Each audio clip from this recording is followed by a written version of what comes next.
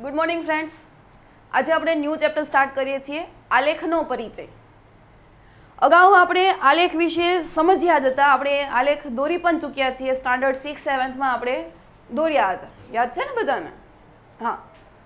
તો આપણે આ આલેખ છે એ શા માટે દોરીએ છીએ? કોઈને આઈડિયા કે એ દોરવાથી શું થાય? તો કે જ્યારે આપણે આલેખ દોરતા હોઈએ છીએ ત્યારે આપણને માહિતી છે એ આપણને સ્પષ્ટપણે આપણને મળી રહે અને ચોક્કસ મળે, બરાબર? અથવા તો કે જ્યારે આપણે એક માહિતીને બીજી માહિતી સાથે સરખામણી કરવી છે ત્યારે આપણે આલેખનો ઉપયોગ કરતા હોઈએ છીએ કે આ વિદ્યાર્થીને વધુ માર્ક્સ આવ્યા, આ વિદ્યાર્થીને ઓછા માર્ક્સ આવ્યા. તો આ સરખામણી કરવા માટે જો આલેખ હશે તો આપણને વધારે સરળ પડશે. અત્યારે કોરોના છે વધી રહ્યો છે, તો ગવર્મેન્ટ છે એ આખો રિપોર્ટ રાખતો હોઈએ છે કે આ મંથમાં આટલા કેસ વધ્યા છે, એમાં આટલા રિકવરી થયા છે, આટલા હજી હોસ્પિટલાઇઝ છે. તો આલેખ દ્વારા જો એને કર્યું હોય તો એને માહિતી સરળતાથી મળી જાય. ભારત દેશમાં આપણે ઘણી બધી વસ્તીઓ છે, તો આંકડા છે એ આપણને ચોક્કસપણે યાદ રહે નહીં, બરાબર? પણ જો આલેખ આપણે જો જોયો હોય તો એની માહિતી છે એ આપણને સ્પષ્ટપણે યાદ રહે કે આ મંથમાં આટલા કેસ આવ્યા, નેક્સ્ટ મંથમાં આટલા કેસ આવ્યા, એમાં પણ વધારો ઘટાડો છે એ થતો રહેતો હોય છે. ત્યાર પછી તમે જોયું હશે તો ક્રિકેટ મેચ જ્યારે રમતા હોય ત્યારે પણ આલેખનો ઉપયોગ છે થતો હોય છે કે 1 થી 6 જે ઓવર છે તો એમાં આટલા રન થયા છે, આ ટીમે આટલા રન કર્યા છે. અથવા તો 20 ઓવરની એક આખી મેચ હોય તો છેલ્લે આખો ગ્રાફ આવે છે કે આ જે ઓવર હતી એમાં આટલા રન કર્યા, જ્યારે બીજી ટીમે આટલા રન કર્યા, તો આ ટીમ છે એ આગળ છે. પછી સ્પીડોમીટર આપણે જે હોય તો સ્પીડમાં પણ આપણે આલેખ છે એ દોરી શકીએ છીએ. વૃક્ષની ઊંચાઈ હોય તો એમાં પણ આપણે આલેખ દોરી શકીએ છીએ, બરાબર? ટૂંકમાં હું એમ કહું કે જ્યારે આપણે આલેખ દ્વારા માહિતી મેળવતા હોઈએ છીએ તો એ આપણને સ્પષ્ટપણે આપણે જોઈ શકીએ. લાઇબ્રેરીમાં પણ આપણે આલેખનો ઉપયોગ થતો હોય છે કે આ મંથમાં આટલા પુસ્તકો મંગાવ્યા હતા, પછીના મંથમાં આટલા પુસ્તકો મંગાવ્યા. ક્લાસની આપણે જે ટેસ્ટ લઈએ છીએ, બરાબર, તો એમાં મેથ્સમાં આ મંથમાં આ જે વિદ્યાર્થી છે તો એ આગળ છે, તો એના પછીના જે ગ્રાફ તમે દોરશો તો કે એમાં આ વિદ્યાર્થી આગળ છે, એટલે સરખામણી કરીને, બરાબર? તો એ આલેખ છે એ આપણે હંમેશા માહિતીને મેળવવા માટે કરીએ છીએ અને એ માહિતી આપણને સ્પષ્ટપણે મળે એની માટેની આપણે આલેખ દ્વારા ભણતા હોઈએ છીએ. તો પહેલાં આપણે એનો પરિચય મેળવી લઈએ કે જુદી જુદી માહિતીને આપણે વિવિધ આલેખ દ્વારા આપણે દર્શાવી શકાય છે. હમણાં આપણે આગળ જોશું તો આલેખના પ્રકારો આવે. લંબ આલેખ આવે, સ્તંભ આલેખ આવે, વર્તુળ આલેખ આવે, રેખીય આલેખ આવે, બરાબર? આપણે એના ઉદાહરણ પછી જોઈએ. એટલે જુદી જુદી જે માહિતી છે એને આપણે આલેખ દ્વારા દર્શાવી શકાય છે. આલેખના ઉપયોગથી આંકડાકીય જે માહિતી છે એ આપણને ઝડપથી, સરળતાથી અને સ્પષ્ટપણે સમજી શકાય છે. મેં હમણાં જ તમને કીધું કે કોઈ આંકડાકીય માહિતી છે કે જે કરોડોમાં ને એમ થતી હોય છે, તો એ માહિતીને આપણે જો યાદ રાખવી હોય તો આપણે જો આલેખ દ્વારા સમજ્યા હોય તો આપણે એને સ્પષ્ટપણે સમજી શકીએ છીએ. આપણે આગળ ઉદાહરણ જોશું એટલે ખ્યાલ આવશે. આમ આલેખ એ પ્રાપ્ત થયેલ માહિતીની દ્રશ્ય રજૂઆત છે. આલેખ છે એ શું છે તો કે દ્રશ્ય રજૂઆત છે. કોઈ કે અને કોઈ આપણે જોયું હોય તો એ બેમાંથી આપણને શું યાદ રહેશે? ઓબ્વિયસલી છે જે જોયું હોય તે જ યાદ રહે. તમે આખું મૂવી જોવો છો, પણ એ જ મૂવી જો તમને કોઈ બીજા કોઈએ કીધું હોય અને એ જ મૂવી તમે જોયું હોય તો આ બંને મૂવીમાંથી જે તમે જોયું છે એ વધારે તમને યાદ રહેશે, બરાબર? તો આ જે માહિતી છે, આલેખ છે, એ કેવી છે તો કે દ્રશ્ય રજૂઆત છે અને માહિતીને કોષ્ટક દ્વારા પણ આપણે સમજાવી શકાય છે, પણ આલેખ દ્વારા આપણે સ્પષ્ટપણે જોઈ શકીએ. કોઈ પણ માહિતી છે ને તમે કોષ્ટકમાં દર્શાવી શકો, પણ જો આલેખમાં દર્શાવ્યું હશે તો એને તમે સ્પષ્ટપણે સમજાવી શકો, બરાબર? ચાલો, એનો ઉપયોગ શું થશે તો કે પ્રાપ્ત માહિતી કોઈ ચલના સાપેક્ષમાં વધે કે ઘટે. કોઈ માહિતી છે એ વધે ખરા, ઘટે પણ ખરા, તેજી પણ આવે, મંદી પણ આવશે, બરાબર?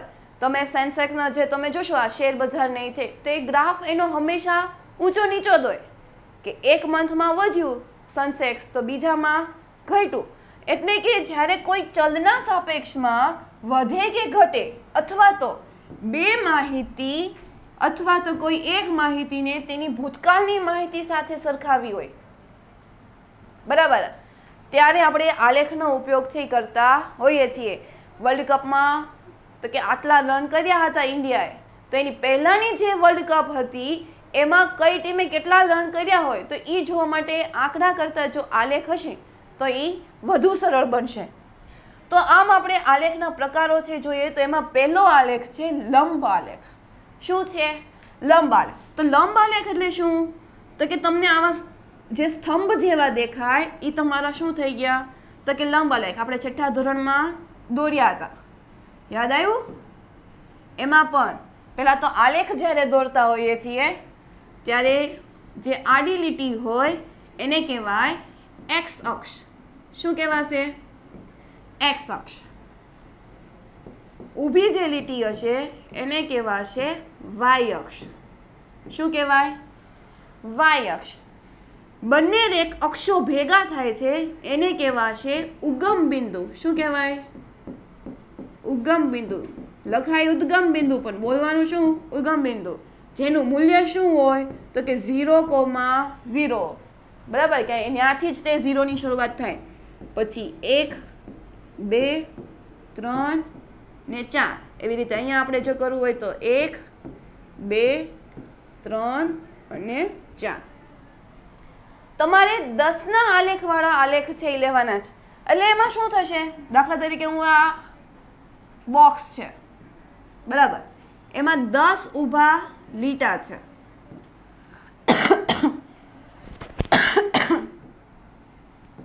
એવી જ રીતે 10 આડા છે. જ્યાં પાંચમો કાપો હશે એ તમારે આવી રીતે ડાર્ક કરેલું હશે, બરાબર. પાંચમો તમે જોજો, તમારી પાસે જ્યારે આલેખ હશે ને ત્યારે તમે જોજો, પાંચમો જે છે એ તમારો આડો હશે. મતલબ કે હોય અહીંયા શું? 0. જે મોટું બોક્સ પૂરું થશે ત્યાં શું હશે? 1. તો આ જે પાંચમો લીટો હોય તો એની વેલ્યુ શું થશે? તો કે 0.5 થાય. હા કે ના? આ આખું બોક્સ છે જે 10 ખાનાવાળું છે. 10 ખાનાવાળુંમાંથી જો 5 ખાના તમે ગણતા હો, ધારો કે આ 5 ખાના છે, તો એમાંનો આ જે લીટો છે એ શું દર્શાવશે? 0.5. એની ઉપરના જે બીજા 5 છે ત્યારે એ શું બનશે? તો કે 1 બનશે. હવે દાખલા તરીકે તમારે આલેખમાં તમને એવું કીધું કે 0.5, તો 0.5 એટલે આવડું આ થશે, તો એ તમારો આન્સર થઈ ગયો. આપણે આગળ દાખલા જોશું એટલે વધારે ખ્યાલ આવશે કેવી રીતનું કરવાનું.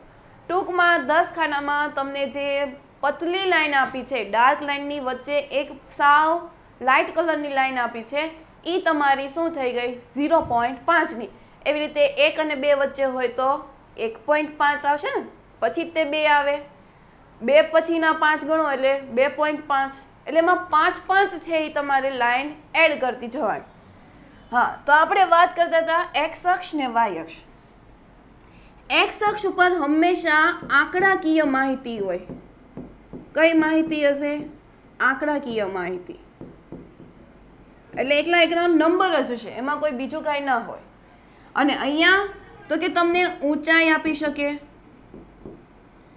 વર્ષ આપી શકે, 2003, 2004, પછી તો કે સમાજ, ગણિત, એવા બધા વિષયો આવી શકે.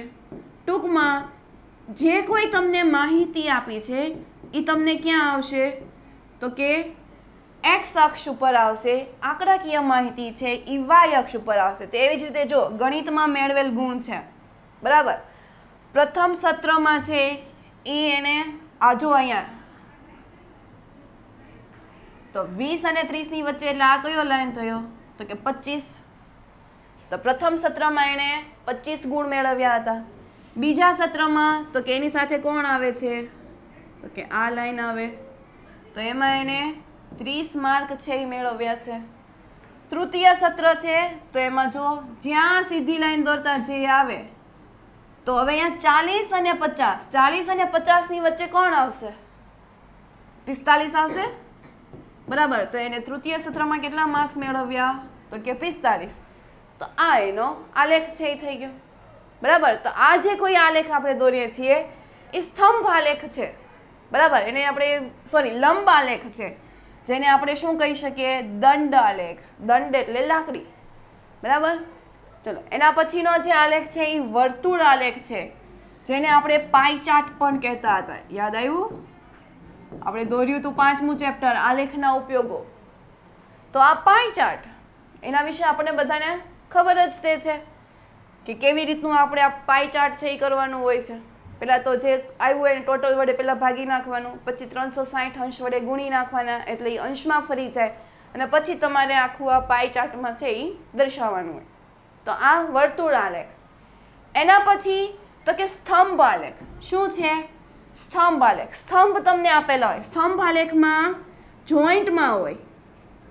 બરાબર. એકબીજા સાથે આલેખ છે એ જોડાયેલો હોય, એટલે આવી રીતનો આલેખ હશે. જે આપણે કર્યો હતો 5મા ચેપ્ટરમાં.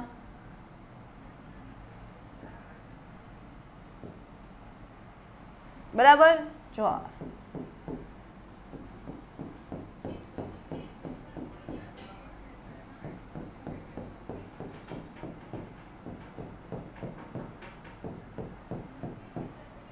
તો આ સ્તંભ આલેખ. એમાં પણ જો આંકડાકીય માહિતી ક્યાં આવી? વાય અક્ષ ઉપર. વજન છે એ ક્યાં આવ્યા? એક્સ અક્ષ ઉપર. બરાબર. તો આ આપણો થઈ ગયો સ્તંભ આલેખ. જો વ્યવસ્થિત આપણે કરવું હોય તો આ રીતે થઈ શકે. આવી રીતનો જે કોઈ ગ્રાફ હોય તો એને શું કહેવાય? સ્તંભ આલેખ. સ્તંભ આલેખમાં નજીક નજીક બંને જોડાયેલા હોય. એના પછી રેખીય આલેખ. તો રેખીય આલેખમાં કેવી રીતે કરવાનું હોય? તો કે પેલા બિંદુઓ છે એને તમારે આલેખ પેપર ઉપર દર્શાવી દેવાના. એટલે જો અહીંયા દર્શાવી દીધેલા છે આ પોઈન્ટ,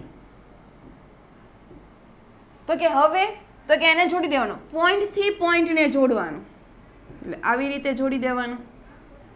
તો આ જે આખો આલેખ બને એને શું કહેવાય? તો કે રેખીય આલેખ કહેવાય. શું કહેવાશે? રેખીય આલેખ. બરાબર. ચલો, તો એના પછી હવે ઉદાહરણ 2 છે એ જોઈએ. અહીંયા આપણે સામાન્ય માહિતી છે એ આલેખની પૂરી થઈ ગઈ. ટોટલ તમે જોવા જાઓ તો આલેખના પ્રકારો પડે છે, તો એમાં દંડ આલેખ એટલે કે લંબ આલેખ, સ્તંભ આલેખ, વર્તુળ આલેખ, પાઈ ચાર્ટ જેને આપણે કહીએ, અને છેલ્લો જે આપણે જે શીખ્યા એ રેખીય આલેખ. બરાબર. ચાલો, તો હવે એના પછી ઉદાહરણ 2 જોઈએ કે એક કાર શહેર P થી શહેર Q તરફ યાત્રા કરે છે. ક્યાં જાય છે? શહેર P થી લઈને શહેર Q તરફ જાય છે. બંને શહેરો વચ્ચેનું અંતર છે એ 350 કિલોમીટર છે. કેટલું છે? 350. તો આકૃતિમાં આપેલ આલેખમાં જુદા જુદા સમયે કાર અને શહેર P વચ્ચેનું અંતર આપેલ છે. જો અહીંયા શહેર P છે, અહીંયા શહેર Q છે, તો આ બંને વચ્ચેનું અંતર કેટલું છે? તો કે 350 કિલોમીટર. કેટલું છે? 350. તો આપેલ આલેખમાં જુદા જુદા સમયે કાર અને P શહેરો વચ્ચેનું અંતર આપેલ છે. તો આ આલેખનો અભ્યાસ કરીને આપણે આપેલ પ્રશ્નોના જવાબ છે એ લખવાના છે. સાવ ઇઝી છે. તો પહેલો પ્રશ્ન એવો છે કે બંને પક્ષો પર, પક્ષો કયો, અક્ષો કયો, બધું સમાન. બરાબર. એટલે અક્ષો કયો, પક્ષો કયો, બધું શું આવશે? સમાન જ તે.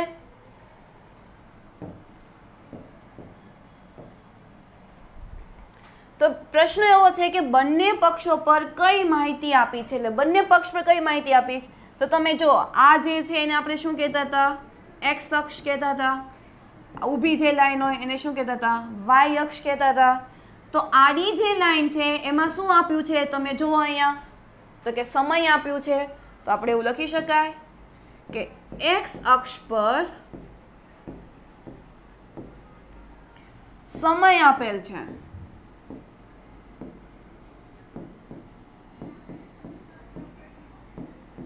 અને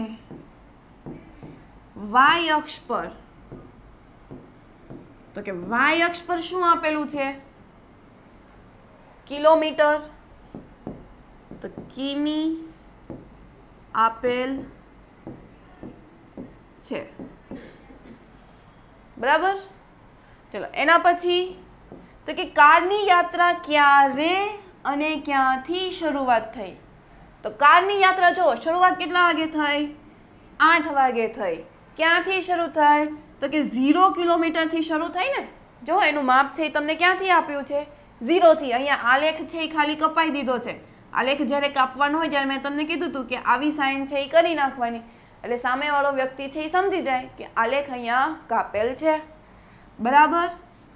તો ક્યાંથી શરૂઆત થઈ? તો કારની યાત્રા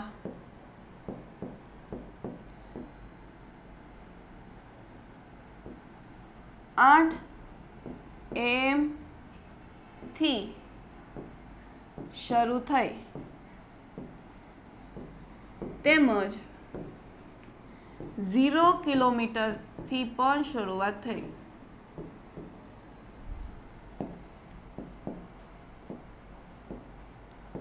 8 વાગે સવારના શરૂ થાય, પણ કેટલા કિલોમીટરે? તો કે 0 કિલોમીટરે, બરાબર. એના પછી તો કે પ્રથમ 1 કલાકમાં કાર કેટલી દૂર ગઈ? હવે 1 કલાક એટલે કેવી થશે? 8 છે એ 1 કલાક નો થાય, 8 થી 9 એટલે એ 1 કલાક થાય, બરાબર ને. તો 8 થી 9 એટલે અહીંથી અહીંયા સુધીનું જે અંતર છે એ 1 કિલોમીટર. તો પ્રથમ 1 કલાકે એ ક્યાં પહોંચ્યું? તો કે જુઓ તો 9 અને 50 જ્યાં ભેગું થાય એટલે ત્યાં ટપકું આપ્યું હતું, તો એ કેટલા કિલોમીટરે પહોંચ્યું કહેવાય? 50. તો શું લખવાનું? પ્રથમ 1 કલાકે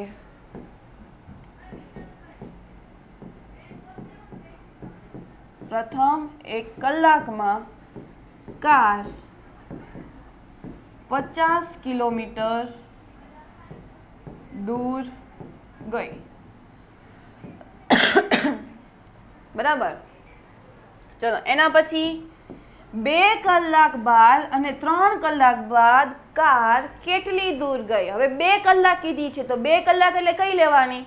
તો કે 8 થી 9 1 કલાક, તો 9 થી 10 બીજી કલાક થશે કે નહીં? તો બીજી કલાક એટલે જુઓ તો 10 નો આમ ઊભો લીટો કરવાનો, તો ક્યાં આવ્યો? એક્સ અક્ષ અને વાય અક્ષ બંને ભેગું થતું હોય ને એ પોઈન્ટ લેવાનો. તો વાય અક્ષનું આ બિંદુ, એક્સ અક્ષનું આ બિંદુ, તો ક્યાં બંને ભેગું થયું? તો કે 150. તો કે લખવાનું કે 2 કલાક બાદ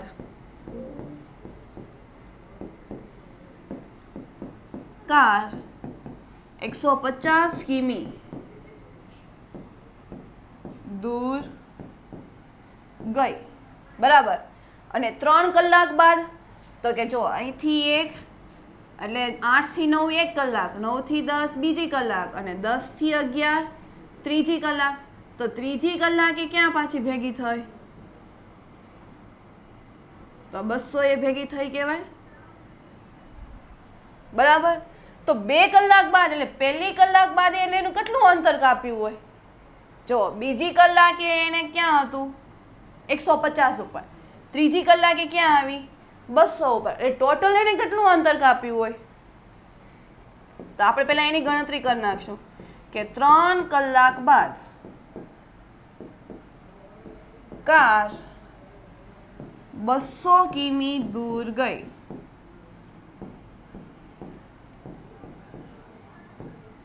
બરાબર. ખ્યાલ આવ્યો?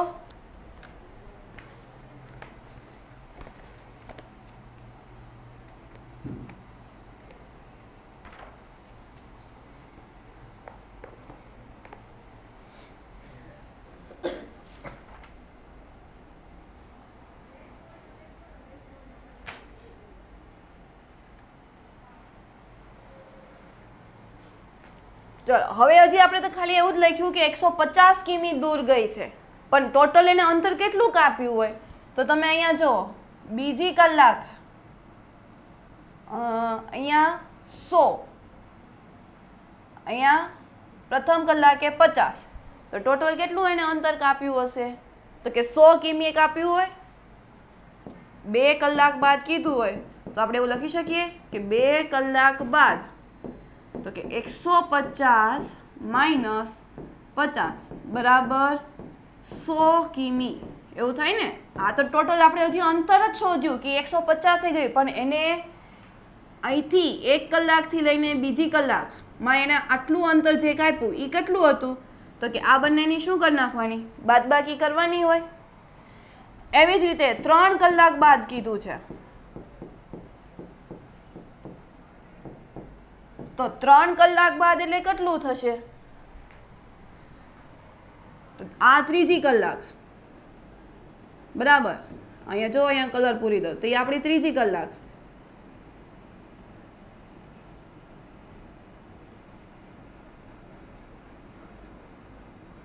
તો 3 કલાક એટલે એમાં પાછું કયું લેવાનું, આ બંનેની બાદબાકી કરવાની, 200 અને 150, તો 200 માઇનસ 150 એટલે કેટલું થયું, 50 કિમી જેટલી કાર દૂર ગઈ। આ ખાલી હજી સ્થાને પહોંચાડ્યું છે, 200 છે એ ખાલી સ્થાને પહોંચ્યું, પણ હકીકતમાં એને કેટલી ટ્રાવેલિંગ છે એ કર્યું હતું, તો જો પહેલી જે હતી એમાં 50 કિલોમીટર જેટલું એને અંતર કાપ્યું હતું, બીજી જે કલાક હતી એમાં 150 જેટલું, પણ એને અંતર કેટલું કાપ્યું, એ કેટલી એને ચલાવી હશે, પહેલાં હતું 50 પછી 150 પહોંચી, તો કેટલું એને કાપ્યું હશે અંતર, તો કે 100 જેટલું, એટલે બીજી કલાક બાદ એને કેટલું અંતર કાપ્યું હોય, 100 કિલોમીટર જેટલું એને ગાડી ચલાવી હોય તો જ તે પહોંચ્યું હોય ને ત્યાં।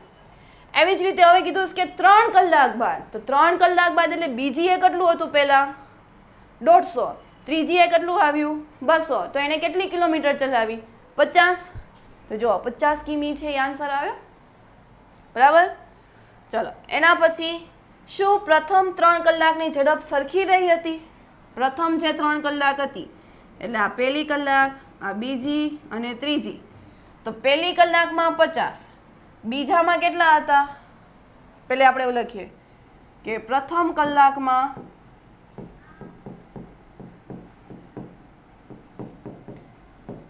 50 કિમી જેટલી ઝડપ હતી બરાબર, બીજી કલાકમાં, તો બીજી કલાક એટલે અહીંયા આવ્યું, તો અહીંથી હતું અહીંયા 50 પહોંચ્યું ક્યાં 100, તો એને કેટલું અંતર કાપ્યું કહેવાય, 50 હતું 150 પહોંચી ગયું, ટૂંકમાં 100 કિમી જેટલી એની ગાડી ચાલી, તો તે બીજા 150 પહોંચે ને। પછી ત્રીજી કલાકે, તો કે ત્રીજી કલાકે 200માં પહોંચી, હતી ક્યાં 150માં, પહોંચી ક્યાં 200, તો ત્યાં પણ જુઓ તો ત્રીજી કલાકમાં 50 કિમી જેટલું, તો આ બંનેના માપ જુઓ તો ત્રણેયના સરખા આવ્યા નથી, આવ્યા ને સરખા, તો એનો મતલબ શું કે ઝડપ સરખી રહેતી નથી, ઝડપ સરખી રહી ન હતી, બધામાં જો ઝડપ અલગ અલગ છે, પહેલા 50 પછી 100 પછી પાછી 50, કન્ટિન્યુ એક સરખો એનો જવાબ છે નહીં બરાબર। ચલો એના પછી શું કાર કેટલાક સમય માટે કોઈ સ્થળે ઊભી રહી હતી, જો હા તો એનો આપણે તર્ક છે રજૂ કરવાનો છે। કોઈ એક સમયે કાર ક્યાંય ઊભી હતી, તો જો અહીંયા કન્ટિન્યુ આ પહેલી કલાક, આ બીજી કલાક, તો બીજી કલાકમાં પણ કાર ગતિ કરે, ત્રીજી કલાકમાં પણ કાર ગતિ કરે, ચોથી કલાકમાં કાર આમ સીધો આલેખ પસાર થાય છે, જો અહીંયા, તો એનો મતલબ એવો કે ત્યાં એ ઊભી નથી, ત્યાં એની ઝડપ છે કેવી છે, અચળ છે, એટલે કે એક જ સમયગાળામાં એક સરખી રીતે ગાડી ચલાવે છે, માટે અહીંયા આલેખ કેવો આવ્યો, તો કે આવી રીતે સીધી લાઈન આવી, તો પણ અહીંયા એનો મતલબ એવો કે એ ગાડી તો ચલાવે જ છે, તો જ તે આ બિંદુએ આવ્યું હોય ને, જો એ ત્યાં ને ત્યાં હોય તો ગાડી ત્યાં ઊભી રહે તો એ આગળ ગતિ કરી જ ન હોય, તો અહીંયા શું થશે, તો કે કાર ક્યારેય પણ કોઈ સ્થળે ઊભી રહેતી ન હતી, કેમ કે કાર સતત ગતિ કરે છે.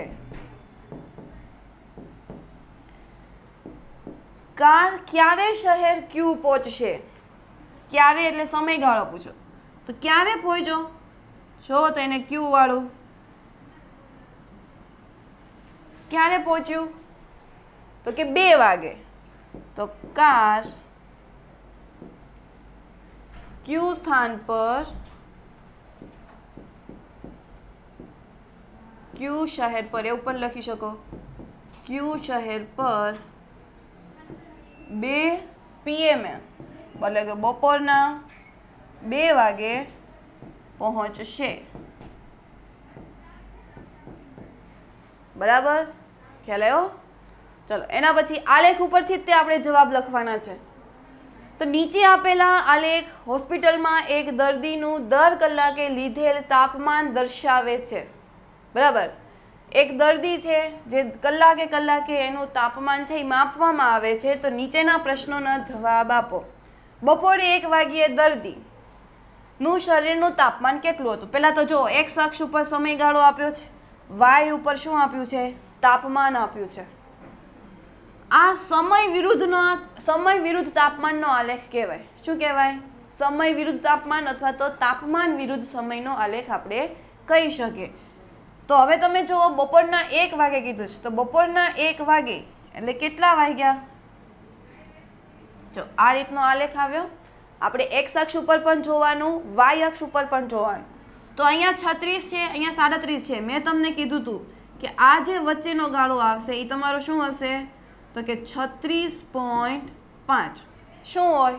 36.5. તો બપોરે 1 વાગે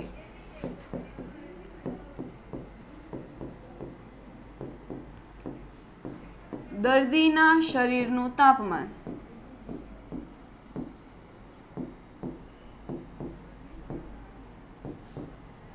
કેટલું હતું?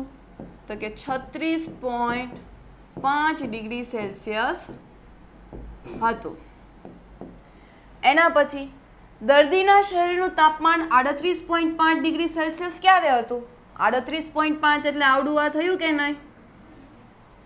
બરાબર, તો 38.5 તો આ અને એની ઊભી લાઈન કેટલા વાગે હતું? તો કે બપોરના 12 વાગે. તો કે દર્દીના શરીરનું તાપમાન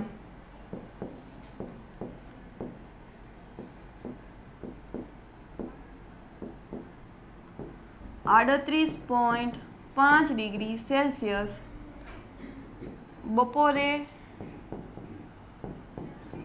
12 વાગ્યે હતું.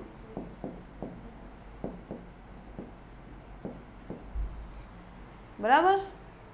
એના પછી સમગ્ર સમય દરમિયાન દર્દીનું તાપમાન 2 વખત સરખું રહ્યું હતું. તો એ સમયગાળો કયો? એવો કયો સમયગાળો હતો કે જેમાં દર્દીનું તાપમાન છે એ સમાન હતું? તો આ સમયગાળામાં અને આ સમયગાળામાં ત્યાં જો લાઈન સીધી છે, કે એટલે કે એ સમયગાળામાં દર્દીનું તાપમાન બદલાયું નહોતું, અચળ હતું. તો એ કયો સમયગાળો હતો? તો કે 1 વાગે અને બપોરના 2 વાગે. તો આપણે એવું લખી શકાય, આ સમગ્ર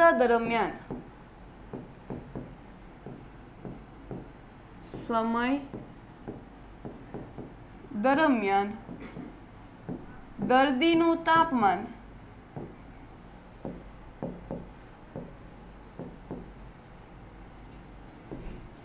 1 થી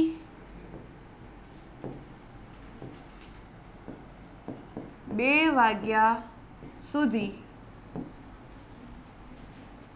સરખું તાપમાન રહ્યું.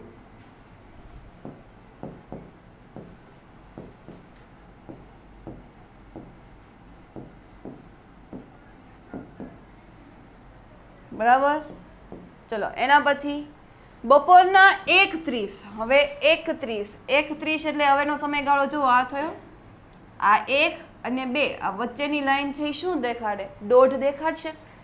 તો એ 1:30 વાગે એવું આપણને વાત કરી.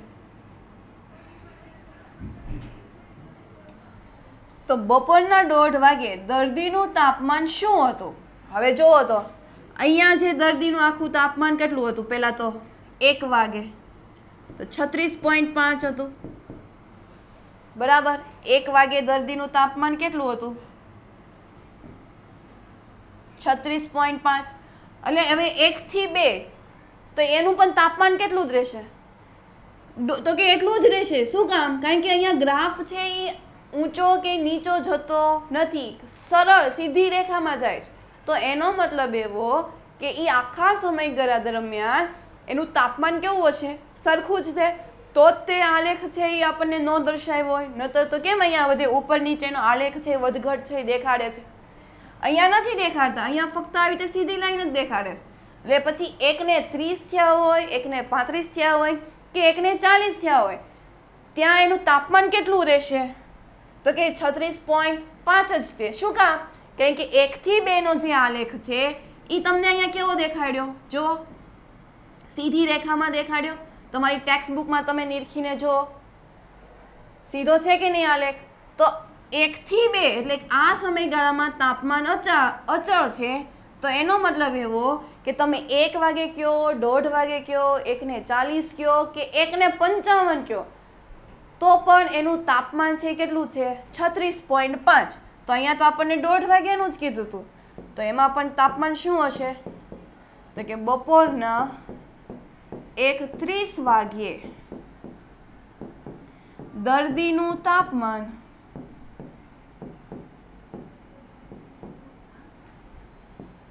36.5 ડિગ્રી સેલ્સિયસ હતું, બરાબર.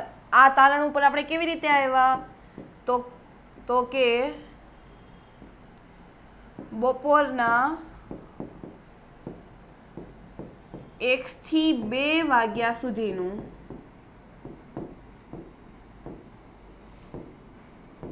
તાપમાન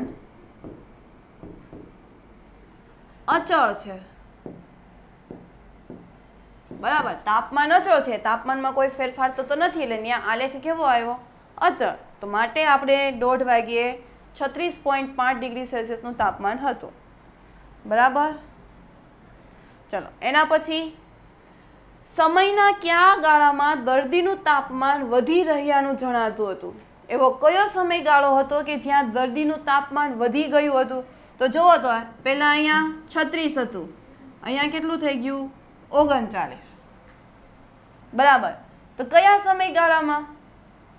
ઓબ્વિયસલી છે તો કે 10 થી 11ના સમયગાળામાં તે તાપમાન વધ્યું ને. બાકી તો જુઓ તમે, તાપમાનમાં જે ઘટાડો થાય છે એ કેટલું થયું?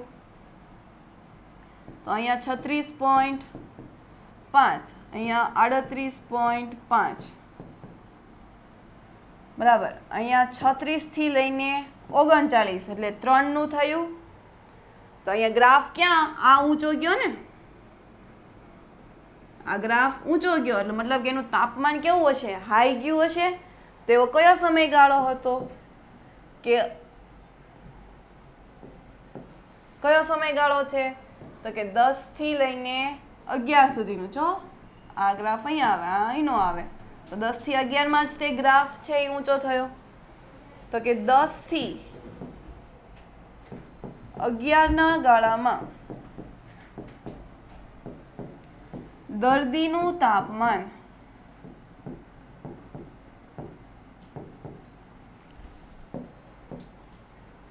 વધી રહ્યાનું જણાતું હતું, બરાબર.